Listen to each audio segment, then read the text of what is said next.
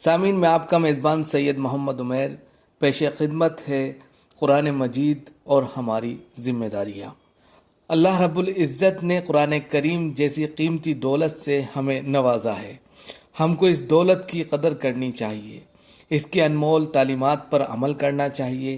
قرآن کریم عربی زبان میں ہے، ہو سکے تو ہم عربی زبان سیکھ لیں تاکہ قرآن کریم کو سمجھ سکیں، ورنہ کم از کم قرآن کریم کے اردو، ہندی اور انگریزی ترجمے ضرور پڑھیں اور دیکھیں کہ اللہ تعالیٰ نے کہاں پر کیا حکم دیا ہے۔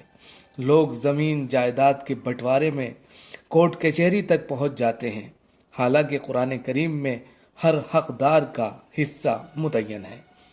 سود، ریاکاری، جھوٹ، غیبت، چغلی، عیب جوئی، بے ایمانی، بدکاری، کنجوسی، والدین کی بے ادبی اور ناحق قتل جیسے برے کاموں سے قرآن مجید نے روکا ہے۔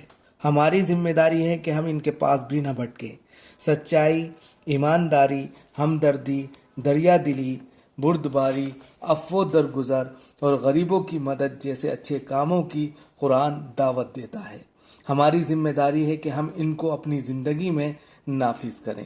اگر کوئی شخص عربی زبان نہیں سمجھتا اور قرآن کریم کی تلاوت کرتا ہے تو اسے پڑھنے کا بھی ثواب ملتا ہے، اس لیے ہمیں روزانہ اس کی تلاوت کرنی چاہیے، طاقوں میں سجا کر نہ رکھ دینا چاہیے۔ قرآن کریم کو حفظ کرنے کا بھی بہت بڑا ثواب ہے۔